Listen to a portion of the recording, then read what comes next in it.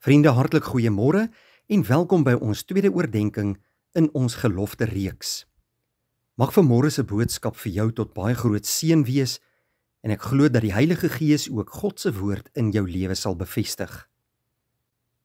Ons skriflesing kom vanmôre uit die woord van die Here uit Genesis 13 vers 3 tot 4. En Abraham het van plek tot plek getrek, na die plek van die altaar wat hy vroeër daar gebou het. En Abraham het daar die naam van die Here aangeroep.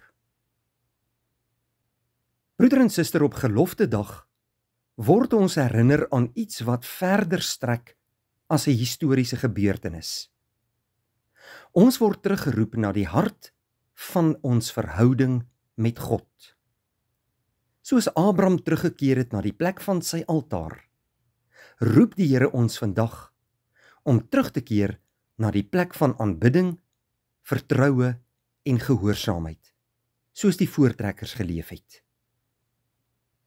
Abraham bou 'n altaar naby Bethel, die huis van God. Daardie altaar was 'n teken dat God die middelpunt van sy lewe en van sy besluite is. Die voortrekkers het dieselfde gedoen toe hulle die gelofte gemaak het. Hulle wou deur die gelofte die Here eer en 'n huis vir hom bou en hulle kinders op te roep om die gelofte in stand te hou en aan God getrou te bly. Hulle het verstaan wat ons soms vergeet, naamlik aanbidding is 'n belangrike deel van enige volk. Wat jy aanbid, word jy gelykvormig aan. En wat 'n volk aanbid, word sy kultuur. As ons kerke leeg raak, as aanbidding na die kantlyn van die lewe verskuif word, dan word ons maklik meegevoer deur die afgode van ons tyd, naamlik gemak, plesier, individualisme, selfs die vrees vir mense. Maar wanneer God weer die sentrum van ons lewe word, begin alles anders lyk. Jou huis, jou werk, jou familie, jou volk en jou land. Geloftedag herinner ons aan die rus in God se fondasies. Die voortrekkers het gesê, ons sal hierdie dag soos 'n Sabbat hou.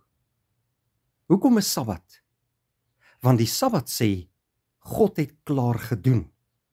Christus het klaar oorwin. Hebreërs 4 leer dat daar rus is waarin die volk van God nou reeds mag ingaan. Die rus van Christus se voltooide werk. Ware aanbidding bring rus. Rus vir 'n moe hart. Rus vir 'n angstige volk.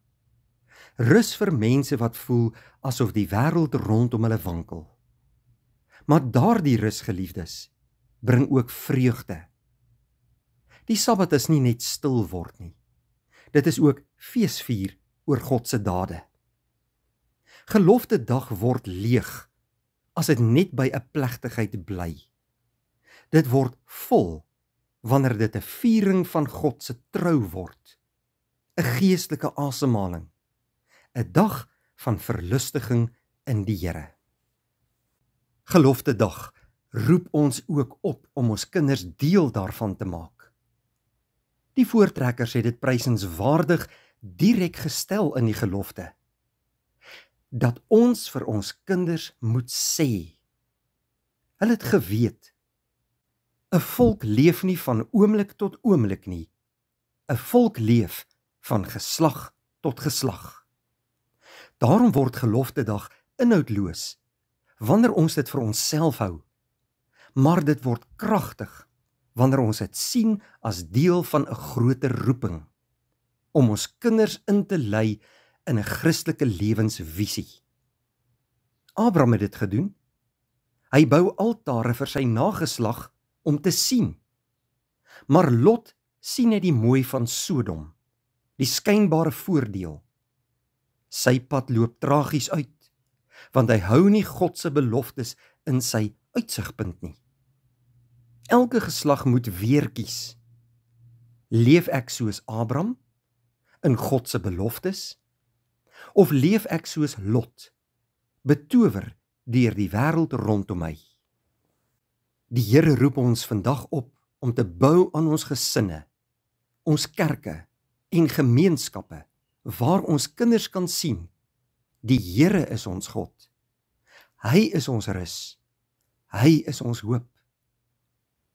Broeder en suster, die volheid van geloftedag lê nie in die ritueel nie, maar in die lewensritme wat daaruit vloei. Dit lê in aanbidding van die lewende God as sentrum van ons bestaan. Dit lê in die rus in God se fondasies. En dit lê in die belangrikheid daarvan dat ons vir ons kinders moet vertel. Dit is hoe geloftedag meer word as 'n blote dag net in Desember. Dit word 'n manier van leef.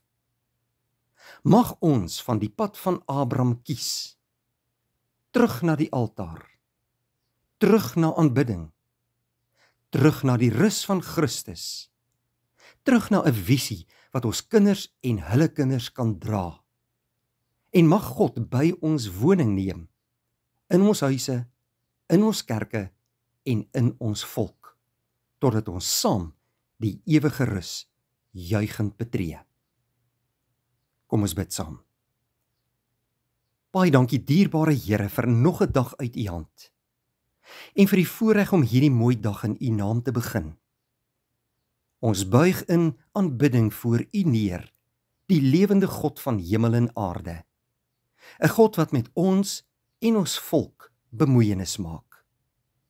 Laat ons in hierdie tyd, Here, ons lewe opnuut in oënskou neem. Ons voor U verootmoedig, ons sondes voor U bely en ons harte na U toe ophef. Werk in ons deur U woord en gees, sodat hierdie gelofte tyd vir ons 'n spesiale tyd sal wees. Ons wy vandag ons lewe aan U toe. Neem ons lewe in besit. In Jesus naam bid ons dit. Amen. Dankie vriende, 'n geseënde dag.